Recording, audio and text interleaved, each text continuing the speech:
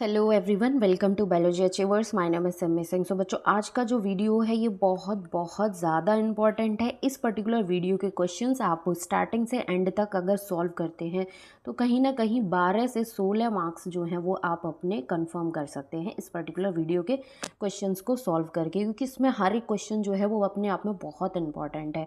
तो first question हमारे पास जो है वो क्या है? The part of nephron involve in active reabsorption of sodium. तो नेफ्रॉन का कौन सा पार्ट जो एक्टिवली इन्वॉल्व होता है सोडियम के रीएब्जॉर्प्शन में?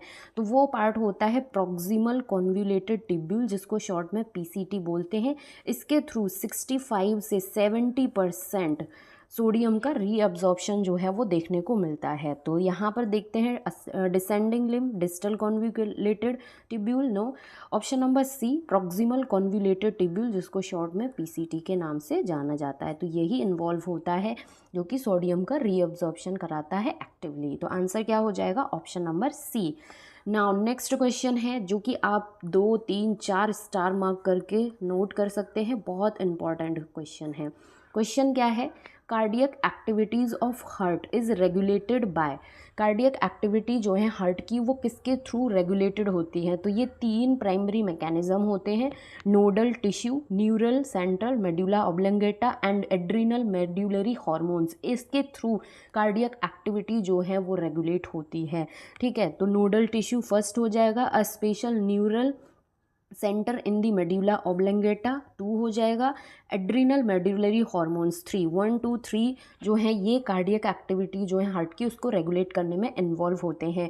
फोर्थ वन जो है इसका काम क्या होता है? एड्रिनल कॉर्टिकल हार्मोन्स जैसे कि कॉर्टिसोल, एल्डोस्टेरॉन जिसके एग्जाम्पल हैं, ये इन्वॉल्व होते हैं किसके रेगुलेशन में? मेटाबॉलिज्म, इलेक्ट्रोलाइट के बैलेंस में, या फिर लॉन्ग टर्म स्ट्रेस रिस्पॉन्स जो है उसको रेगुलेट करने में ये इन्वॉल्व होते हैं। तो यहाँ से हमें हार्ट की कार्डियक एक्टिविटीज़ के बारे में पूछा था, तो 1, 2 एंड 3 हमारा आंसर हो जाएगा।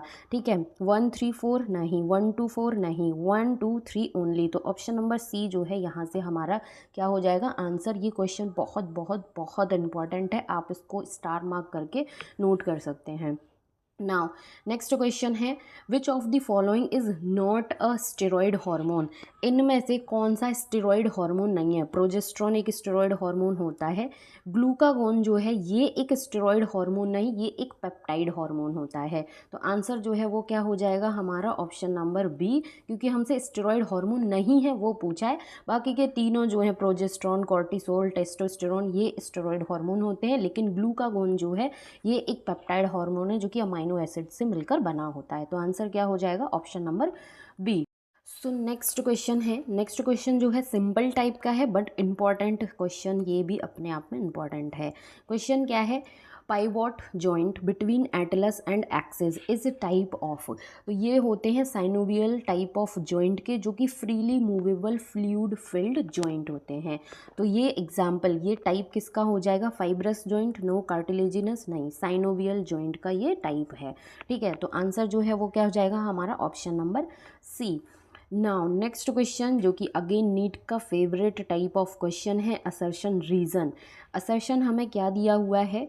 असर्शन दिया हुआ है नेफ्रॉन्स आर ऑफ 2 टाइप। ठीक है, नेफ्रॉन 2 टाइप के होते हैं, बिल्कुल, कॉर्टिकल एंड जक्स्टा मेड्यूलरी, सही है। Based on their relative position in cortex and medulla, बिल्कुल सही बात है। जो नेफ्रॉन्स हैं वो 2 टाइप के होते हैं इसकी लोकेशन के बेसिस पर, कॉर्टिकल एंड जक्स्टा मेडुलरी। जो कॉर्टिकल नेफ्रॉन्स होते हैं वो मोस्टली लोकेटेड होते हैं कॉर्टेक्स के पास में, और जो जक्स्टा मेडुलरी नेफ्रॉन्स होते हैं ये लोकेटेड होते हैं near the junction of cortex and medulla. तो यहाँ से असर्शन जो है वो क्या हो गया हमारा? एकदम ट्रू, की जो नेफ्रॉन्स हैं वो 2 टाइप के होते हैं लोकेशन पोजीशन के बेसिस पर, cortical and juxta medullary. Reason क्या है? Juxta medullary nephrons have short loop of Henley, नहीं, इनमें लॉन्ग लूप ऑफ हेनले पाई जाती है। तो यहीं से पढ़ने पर हमें पता चल गया कि असर्शन जो है वो क्या है? फॉल्स है। Whereas cortical nephrons have longer loop of Henle, vice versa कर दिया है। जक्स्ट्रा मेडुलरी में लॉन्ग लूप ऑफ हेनले पाई जाती है और कॉर्टिकल नेफ्रॉन्स में शॉर्ट लूप ऑफ हेनले पाई जाती है। तो यहाँ से हमारा असर्शन जो है वो तो ट्रू है, रीज़न जो है वो हमारा क्या है, फॉल्स है। So both assertion and reason are true, नहीं assertion is true yes, reason is false. तो करेक्ट आंसर जो है वो क्या हो जाएगा हमारा, option number B. Now next question है, क्वेश्चन जो है स्टेटमेंट बेस्ड वाला है। इस तरीके के क्वेश्चन भी नीट में अच्छे खासे अमाउंट में पूछे जाते हैं। क्वेश्चन क्या है, which one of the following statement is correct. यहाँ पर हमें 4 स्टेटमेंट दे दिए हैं, A B C and D. चारों को रीड आउट करना है और ये फाइंड आउट करना है कि कौन सा स्टेटमेंट जो है वो करेक्ट है। ठीक है, तो वन बाय वन हम स्टेटमेंट्स को रीड करते हैं। सबसे पहला स्टेटमेंट है क्लिस्टोगैमस फ्लावर्स आर ऑलवेज ऑटोगैमस। तो क्लिस्टोगैमस फ्लावर्स जो हैं ये वो फ्लावर्स होते हैं जो कभी ओपन नहीं होते। ठीक है, साथ ही साथ इसमें जो एंथर और स्टिग्मा है वो एक दूसरे के पास में क्लोज एसोसिएशन में पाए जाते हैं। तो ये जब ये ओपन नहीं होते, बंद ही होते हैं, बर्ड की फॉर्म में प्रेजेंट होते हैं, तो इनमें खुद ही सेल पॉलिनेशन जो है वो हो जाता है। तो इसलिए ये ऑटोगैमस भी होते हैं हमेशा। तो ये स्टेटमेंट तो यहाँ से हमें मिल गया करेक्ट। बाकी के स्टेटमेंट देखते हैं, जैसे कि xenogamy occurs only by wind pollination. Xenogamy जो है सिर्फ और सिर्फ विंड पॉलिनेशन के थ्रू ही नहीं, इसमें अदर एजेंट्स जैसे कि इंसेक्ट्स हो गए, एनिमल्स हो गए, ठीक है, साथ ही साथ वाटर के थ्रू भी पॉलिनेशन देखने को मिलता है। तो ये स्टेटमेंट तो क्या हो गया, इनकरेक्ट हो गया। Chasmogamous flowers do not open at all. ये कैज़्मोगैमस फ्लावर्स जो हैं ये तो ओपन होते हैं, जो ओपन नहीं होते फ्लावर्स वो कौन से होते हैं, क्लिस्टोगैमस होते हैं। तो सी ऑप्शन भी इनकरेक्ट हो गया। Xenogamy involves the pollen and stigma of flowers of different plants. तो जो जिटेनोगेमी होती है इसमें ये क्या इन्वॉल्व करती है, पॉलन ट्रांसफ़र इन्वॉल्व होता है फ्रॉम एंथर टू स्टिग्मा। ठीक है, anther to stigma of another flower but on the same plant. So ये स्टेटमेंट भी अगेन क्या हो गया, इनकरेक्ट हो गया। करेक्ट स्टेटमेंट हमें फर्स्ट वाला ही मिला था जो कि हमारा आंसर हो गया ऑप्शन नंबर ए।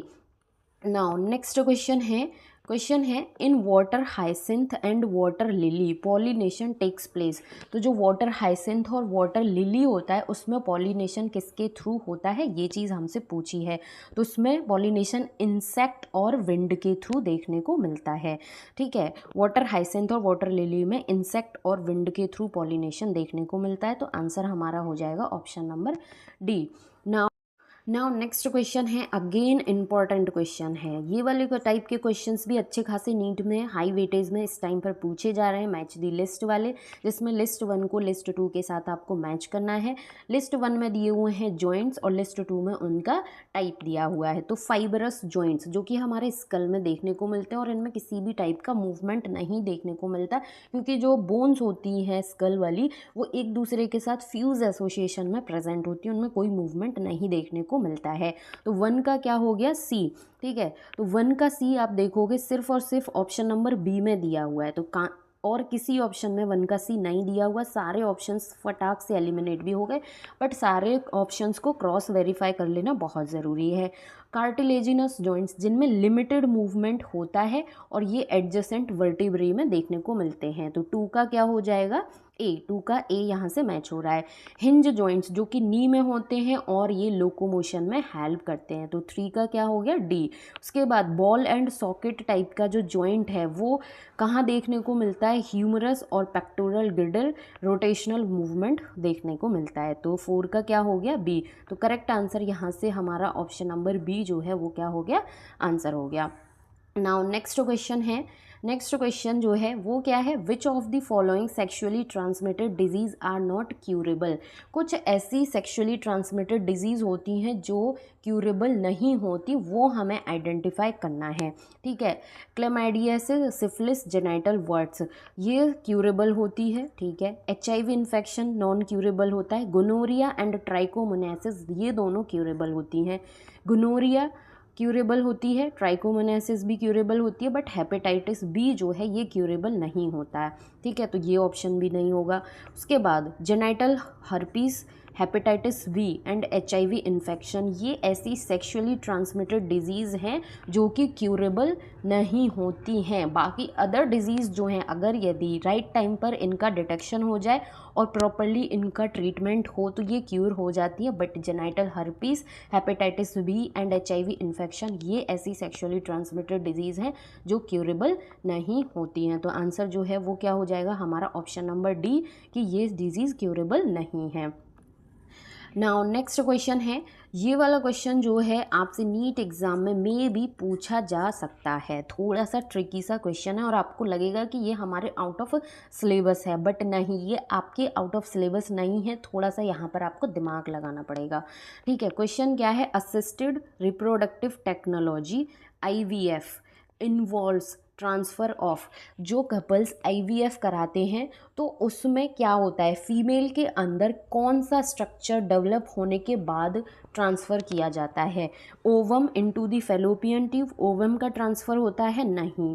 ठीक है, जाइगोट का ट्रांसफ़र होता है, वो भी फैलोपियन ट्यूब के अंदर। IVF की अगर रिगार्डिंग बात की जा रही है तो ध्यान रखना है, क्योंकि B और C ऑप्शंस में आप कंफ्यूज हो सकते हो। Zygote into the fallopian tube, zygote into the uterus. तो यहाँ पर जो आंसर है वो है zygote into the fallopian tube जो है वो ट्रांसफ़र किया जाता है। जाइगोट इनटू द यूट्रस ये क्यों नहीं ट्रांसफ़र किया जाता? जब यूट्रस की अगर बात आती है तो जाइगोट जो है वो और डेवलप्ड स्टेज में पहुंचता है एम्ब्रियो की फॉर्म में, तब उसको यूट्रस में ट्रांसफ़र किया जाता है। अगर सिर्फ और सिर्फ जाइगोट IVF के कॉन्टेक्ट में अगर मोर अप्रोप्रिएट आंसर यहाँ से होगा तो वो होगा option number B, zygote into the fallopian tube transfer किया जाता है। तो आंसर जो है वो क्या हो जाएगा, ऑप्शन नंबर बी।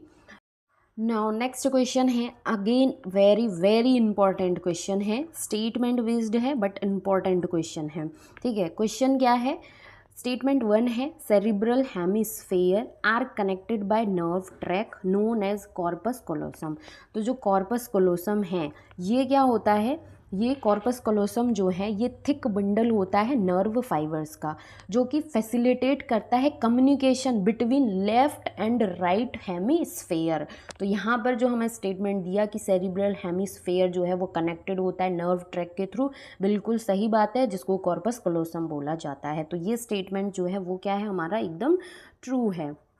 ठीक है, सेकेंड स्टेटमेंट है, the brain stem consist of medulla oblongata, pons and cerebrum. तो जो ब्रेन स्टेम है वो मेड्यूला ऑब्लंगेटा, पॉन्स इसकी नहीं बनी होती। ब्रेन स्टेम जो है वो बना होता है midbrain, pons and medulla oblongata. तो ये स्टेटमेंट तो क्या हो गया, फॉल्स हो गया। ठीक है, so statement 1 is correct but statement 2 is incorrect. तो statement 1 correct, statement 2 incorrect. Answer भी हमें फर्स्ट ही मिल गया और सारे ऑप्शंस पढ़ने की भी ज़रूरत नहीं है, थोड़ा टाइम सेव करने वाला क्वेश्चन हो सकता है ये। ठीक है, नाउ नेक्स्ट क्वेश्चन है, बहुत सिंपल है, जेनेटिक्स का क्वेश्चन है, multiple alleles are present. Multiple alleles जो हैं वो प्रेजेंट होते हैं at the same location of the chromosome. ये बहुत इजी सा कॉन्सेप्ट है। ठीक है, तो at the same locus of chromosome, बिल्कुल सही बात है। On non sister chromatids on different chromosome at different loci of the same chromosome, नहीं, मल्टीपल एलील्स जो है वो सेम लोकस ऑफ क्रोमोजोम जो है वहाँ पर ही प्रेजेंट होते हैं। तो आंसर जो है वो क्या हो जाएगा हमारा, option number A. Now this question is also very important. ठीक है, what is the role of RNA polymerase 3 in the process of transcription in eukaryotes. अब यूकैरियोट्स, प्रोकैरियोट्स, तो क्वेश्चन जब पढ़ने बैठो तो सबसे पहले देखना कि हमसे क्वेश्चन में यूकैरियोट बोला है, प्रोकैरियोट बोला है, किसके रिगार्डिंग पूछ रहे हैं, किस प्रोसीजर, रेप्लिकेशन है, ट्रांसक्रिप्शन है, ट्रांसलेशन है, ये चीज़ ध्यान रखना बहुत ज़रूरी है। ये पर्टिकुलर चैप्टर ऐसा है जिससे सबसे ज़्यादा क्वेश्चंस हर बार नीट में पूछे जाते हैं। मोस्ट हाईएस्ट वेटेज वाला एक चैप्टर की अगर बात की जाए तो वो यही पर्टिकुलर चैप्टर है, मॉलिक्यूलर बेसिस ऑफ इनहेरिटेंस।